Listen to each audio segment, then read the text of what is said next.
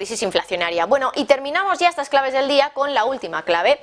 Si ayer les hablábamos del petro-yuan y sobre cómo un acuerdo entre China y Arabia Saudí podía acercar un poquito más la posibilidad de acabar con esos petrodólares, que básicamente hace referencia a esos dólares que se utilizan para intercambiar petróleo y que al final, por el simple hecho de utilizarlos, aumenta la demanda y por lo tanto hace que el dólar sea una moneda hegemónica.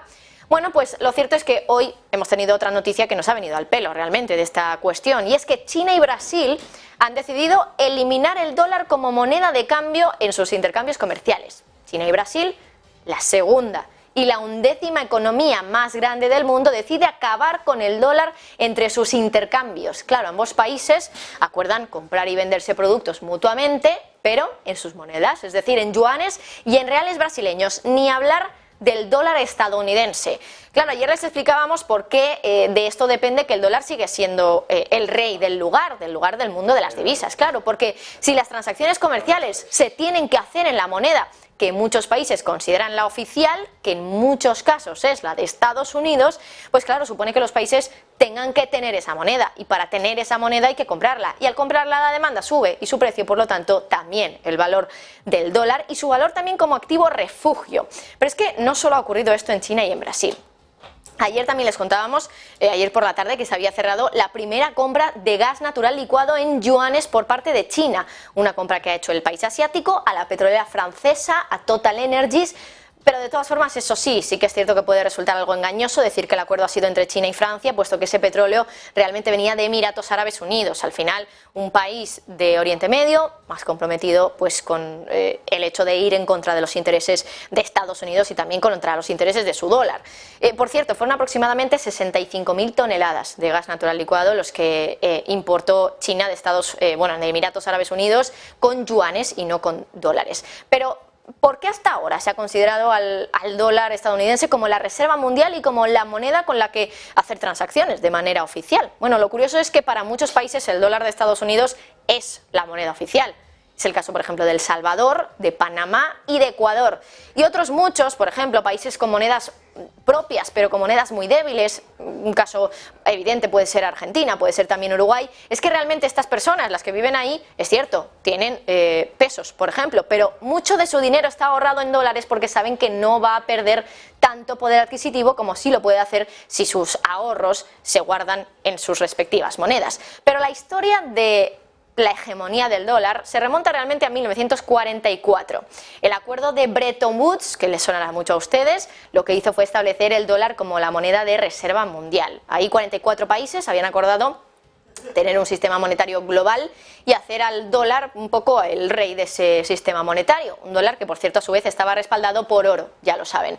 Pero bueno, este sistema no duró muchos años, duró apenas 3 décadas, que tampoco es poco, se desechó en 1971, pero a pesar de ello, claro, simbólicamente, desde luego, el dólar se había quedado como una moneda con mucho valor, así que al menos así fue, como decimos simbólicamente, a partir de entonces, tiempos en los que, bueno, cada vez que hay una crisis, el dólar vuelve a considerarse como un activo en sí mismo, como un activo refugio, un activo, como les contábamos en el caso de Argentina o de Uruguay, por ejemplo, sin ir más lejos, pues muchos de los ciudadanos simplemente invierten en dólares para tener ahí sus ahorros.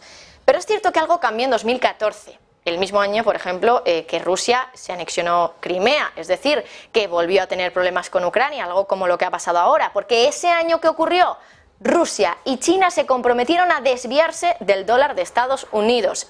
Mayo de 2014, insistimos, hace ya bastantes años. Un acuerdo que, por cierto, consistía en que la segunda mayor entidad financiera de Rusia, VTB, iba a pagar al Banco de China a partir de entonces solo en sus respectivas monedas domésticas, rublo y yuan, y en dólares no. Ese acuerdo se conoce como el Acuerdo de Cooperación. Fue firmado, además, en una visita también de Putin a Shanghái. Igual que ahora ha viajado Xi Jinping a Rusia, de momento no hemos tenido tampoco un acuerdo de estas características, pero claro, son, insistimos, unas reuniones muy importantes y de las que pueden salir cosas como esta, que es la primera vez en la que Rusia y China hablan de desdolarizar la economía mundial.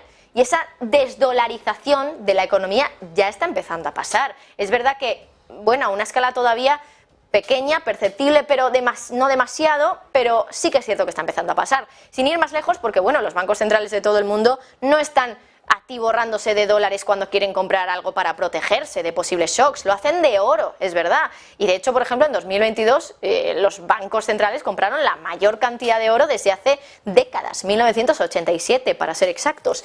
Pero aún así es verdad que los esfuerzos de China y de Rusia todavía no han conseguido acabar del todo con la fuerza del dólar. Y bueno, lo pueden ver en ese gráfico que ha elaborado la Reserva Federal, lo hizo en el año 2021, así que ahí pueden ver que esa gráfica realmente va hasta finales de 2020.